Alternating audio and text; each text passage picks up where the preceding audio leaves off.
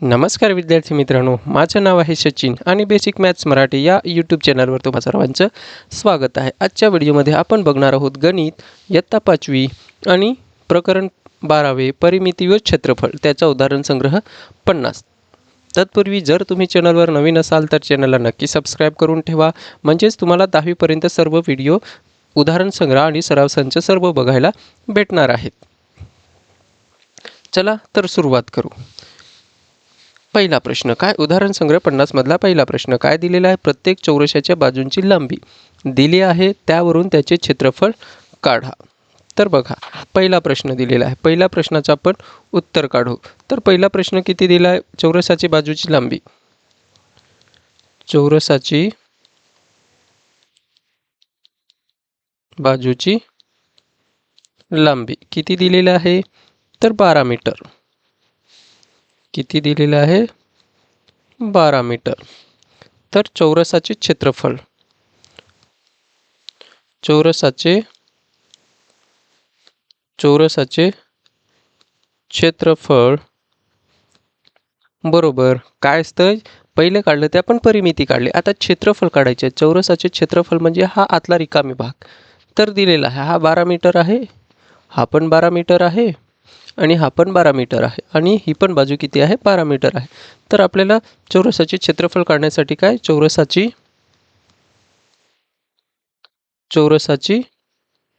बाजू गुणिले चौरसाची बाजू, दोघांचा काय करायचे? गुणाकार करायचे. तर चौरसाची बाजू इथे मी लिहितोय म्हणजे तुम्हाला चांगलं समजेल. बाजू, तर चौरसाची बाजू किती? 12 गुणिले किती करणार? 12. तर दोघांचा गुणाकार केला तर किती येतोय? तर 144. क्षेत्रफळ विचारलंय म्हणून चौरस मीटर. तर चौरसाचे क्षेत्रफळ किती असणार आहे? 144 चौरस मीटर. चौरसाचे क्षेत्रफळ बरोबर किती? 144. चौरसाचे क्षेत्रफळ 144 चौरस मीटर आहे.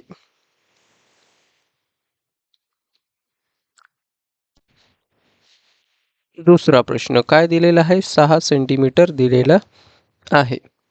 तर बघा, इथे पण काय? चौरसाची स लिहिला मी, र पाहिजे. चौरसाची बाजू बरोबर किती दिलाय? 6 सेंटीमीटर. तर चौरसाचे क्षेत्रफळ, चौरसाचे क्षेत्रफळ बरोबर चौरसाची बाजू, चौरसाची बाजू गुणिले चौरसाची बाजू. तर किती होते? किती दिले? चौरसाची बाजू 6 सेंटीमीटर, म्हणून 6 गुणिले 6 केले तर किती येतात? 36 चौरस सेमी. म्हणून चौरसाचे क्षेत्रफळ बरोबर चौरसाचे क्षेत्रफळ किती असणार आहे? 36 चौरस सेमी आहे. असा हा आपल्याला प्रश्न सोडवायचा आहे. उदाहरण संग्रह 50 मधल्या पहिल्या मधला तिसरा प्रश्न किती? 25 मीटर. तर चौरसाची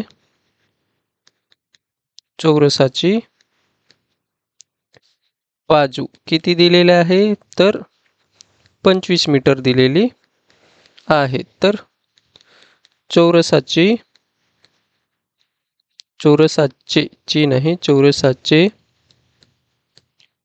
क्षेत्रफळ बरोबर चौरसाची बाजू गुणिले चौरसाची बाजू.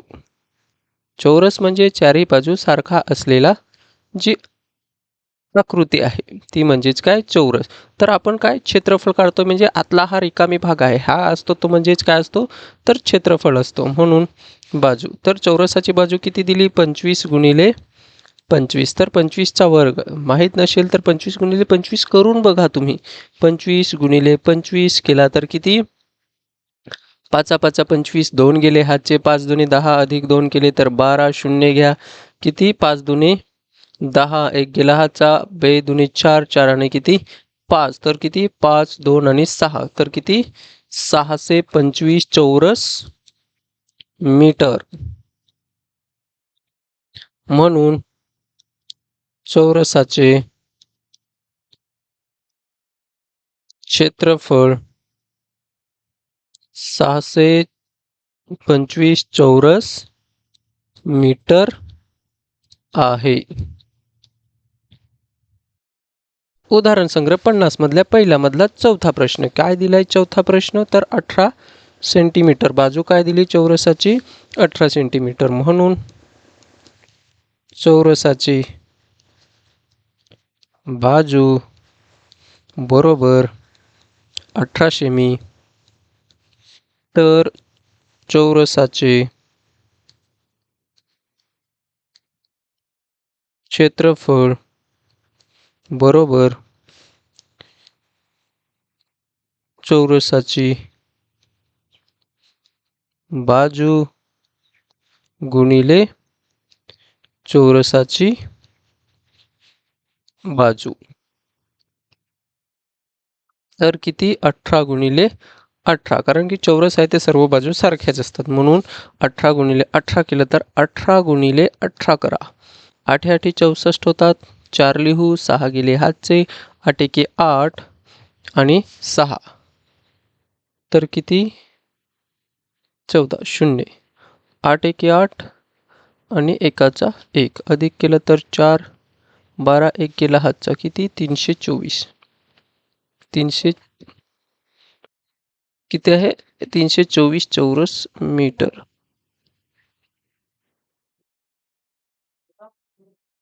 म्हणून चौरसाचे क्षेत्रफळ किती आहे तर 324 चौरस मीटर आहे. अशा प्रकारे आपण हा प्रश्न सोडवायचा आहे. उदाहरण संग्रह 50 मधला दुसरा प्रश्न काय दिलेला आहे एक चौरस मीटर भूखंडाची किंमत 900 रुपये असल्यास 25 मीटर लांब व 20 मीटर रुंद असा आयताकार भूखंडाची किंमत ठरवा. तर बघा आयताकार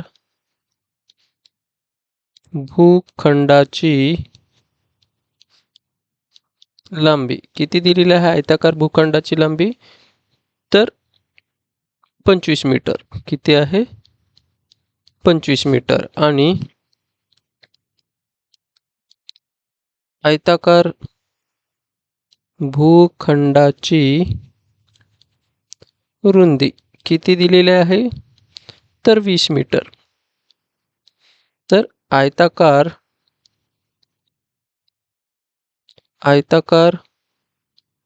भूखंडाचे क्षेत्रफळ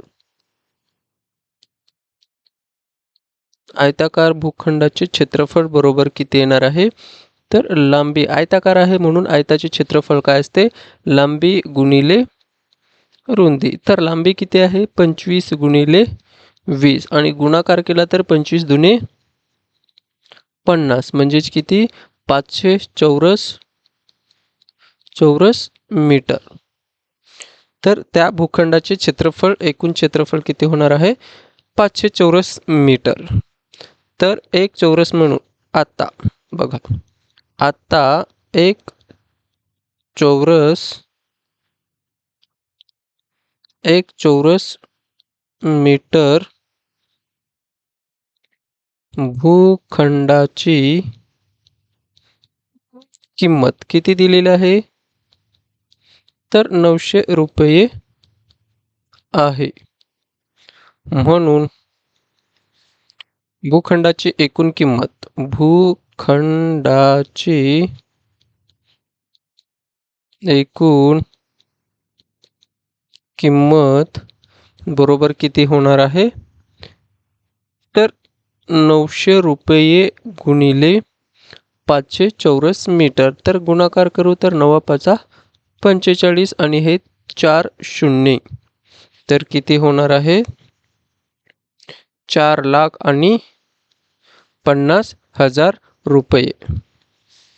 म्हणून भूखंडाची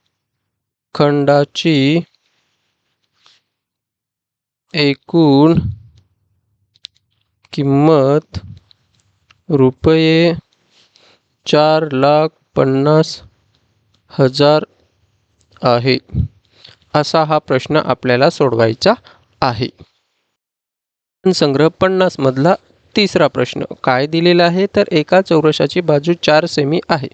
एका आयताची लांबी 8 सेमी व रुंदी 2 सेमी आहे. तर या दोन्ही आकृत्यांचे क्षेत्रफळ आणि परिमिती काढा. तर पहिलं तर आपण चौरसाची बाजू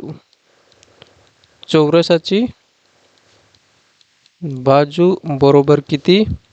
4 सेंटीमीटर. तर चौरसाचे क्षेत्रफळ बरोबर चौरसाची बाजू गुणिले चौरसाची बाजू. तर चौरसाची बाजू किती आहे? 4 गुणिले 4 करू तर किती? 16 चौरस सेमी. म्हणजे चौरसाचे क्षेत्रफळ 16 चौरस सेमी आहे. तसेच चौरसाची आता लिहावं लागेल कारण की आपण परिमिती काढतोय. चौरसाची परिमिती बरोबर 4 गुणिले चौरसाची बाजू. तर किती असणार आहे? 4 गुणिले चौरसाची बाजू किती आहे? 4. तर किती असणार आहे? 16 सेमी. म्हणून चौरसाची परिमिती 16 सेमी आहे. आपण चौरसाचं काढलं पण आता अजून आपल्याला आयताचं सुद्धा काढायचं आहे. दुसऱ्या याच्यात आपल्याला आयत दिलेला आहे. तर आयताची लांबी किती दिलेली आहे? तर 8 सेंटीमीटर आणि आयताची रुंदी दिलेली आहे 2 सेंटीमीटर. तर आयताचे क्षेत्रफळ बरोबर किती असणार आहे? तर लांबी गुणिले रुंदी. तर लांबी किती आहे? 8 गुणिले रुंदी किती आहे? 2. तर किती असणार आहे? 16 चौरस सेमी. म्हणून आयताचे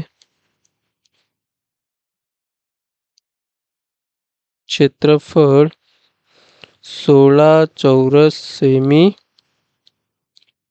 आहे. तसेच आयताची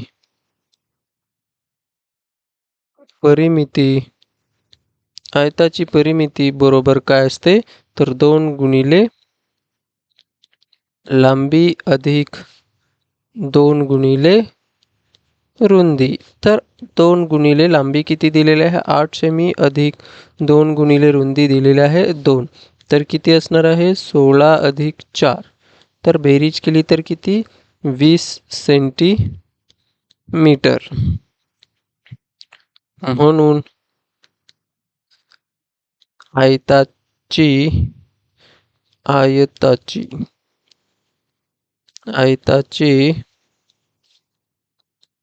परिमिती 20 सेमी आहे. अशा आपण हा प्रश्न सोडवायचा आहे.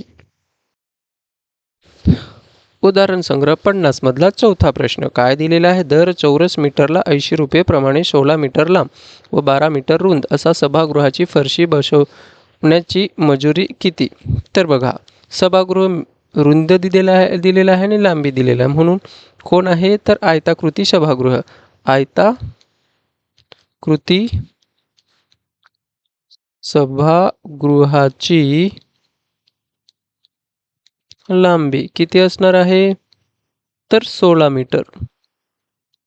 पहिला आपण क्षेत्रफळ काढू आणि आयताकृती सभागृहाची रुंदी किती असणार आहे? तर 12 मीटर. तर आयताकृती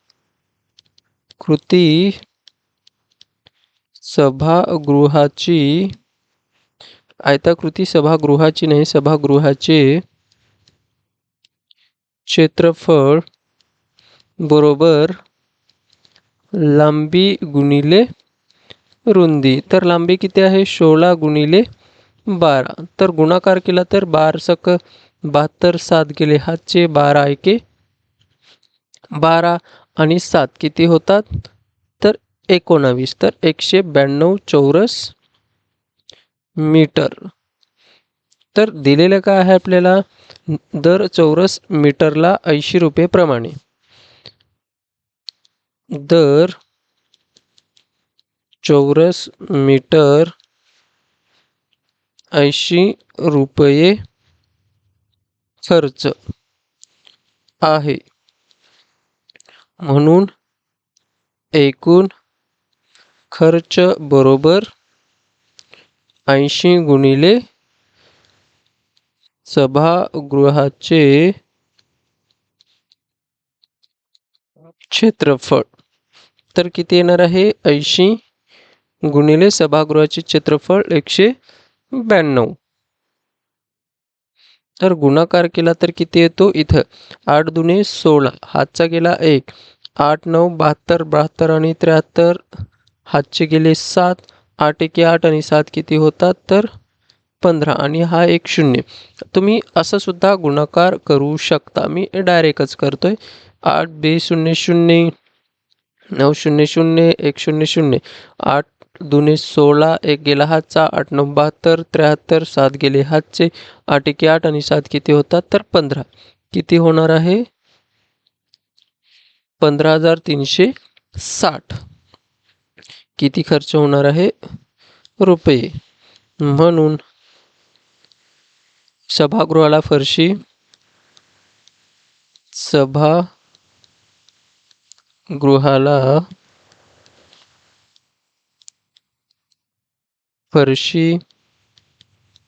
बसवण्याची एकूण मजुरी 15,360 रुपये आहे. अशा आपल्याला हा प्रश्न सोडवायचा आहे. उदाहरण संग्रह 50 मधला 5वा प्रश्न काय दिलेला आहे? शेजारील आकृतीत काही चौरस दाखवले आहेत. त्या चौरसाच्या मोकळ्या भागात त्याच मापाचे आणखी किती चौरस बसतील ते सांगा. तर बघा, आपण जर चौरस मोजले तर 1 2 3 आणि 4, म्हणजे हा काय एक जो दिलेला आहे तो आयताकृती दिलेला आहे. इथून मोजले तर 2 आणि 3, म्हणून आयताकृती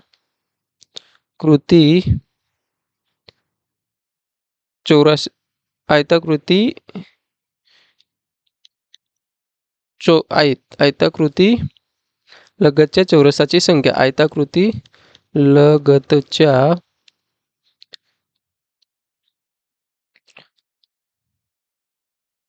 असं आपण लिहू काय? लांबीच्या लगतच्या. असं आपण लिहू काय? लिहू लांबीच्या लगतच्या चौरसांची संख्या किती आपण मोजली? लांबीच्या ही ही काय असणार आहे? लांबी. तर किती आहेत? संख्या किती आहे? 4. आणि रुंदीच्या लगतच्या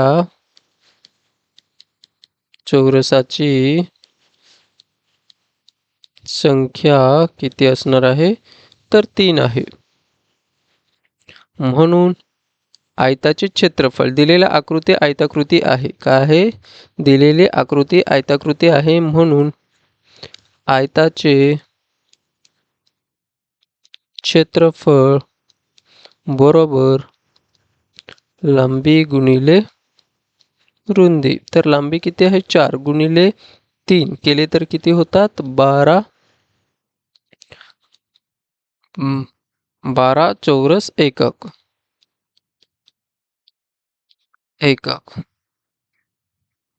एकूण किती आहे? 12 चौरस एकक. तर या आकृतीत एकूण 12 चौरस बसतील. आकृतीत दाखवलेले चौरस 6 आणि मोकळ्या भागात बसू शकतात. बघा काय? तर अजून या आकृतीत एकूण 12 चौरस बसतील. या आकृतीत एकूण 12 चौरस बसतील. तर या आकृतीत किती चौरस दिलेले आहेत? तर 6 दिलेले आहेत. तर या आकृतीत दाखवलेले चौरस बरोबर किती आहेत? 6. म्हणून मोकळ्या भागात बसू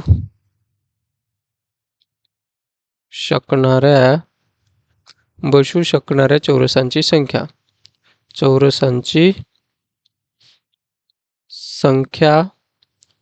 किती असणार आहे? 12 मधून 6 वजा केले तर किती? 6. म्हणून आकृतीत मोकळ्या भागात त्याच मापाचे आणखी 6 चौरस बसतील. अशा प्रकारे हा आपण प्रश्न सोडवायचा आहे. उदाहरण संग्रह 50 मधला 6वा प्रश्न काय दिलेला आहे?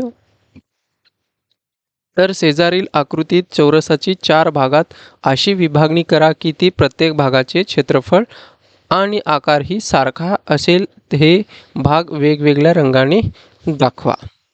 तर बघा काय करू शकतो आपण? वेगवेगळ्या रंगाने दाखवायचे आहेत.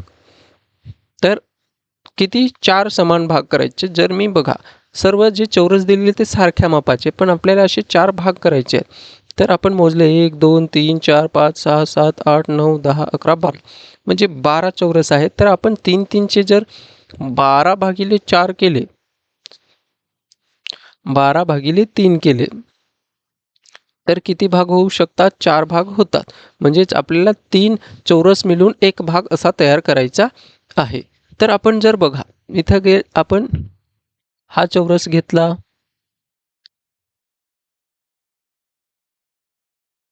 बघा नीट बघा, हे 3 चौरस घेतले तर होतात. त्याच्यानंतर आपण हे जर 3 घेतले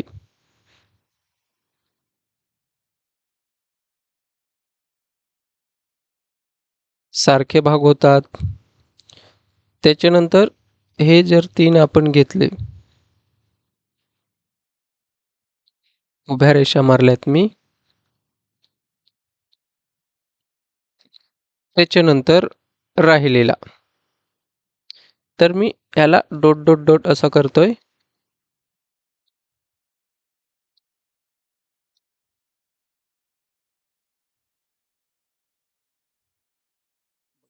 सारखे भाग होत आहेत.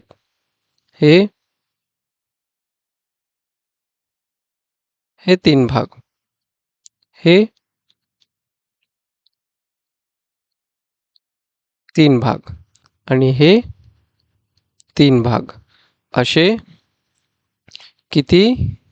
तर 4 भाग होत आहेत. अशा प्रकारे आपण दाखवू शकतो किती? 4 भाग आपण दाखवलेत.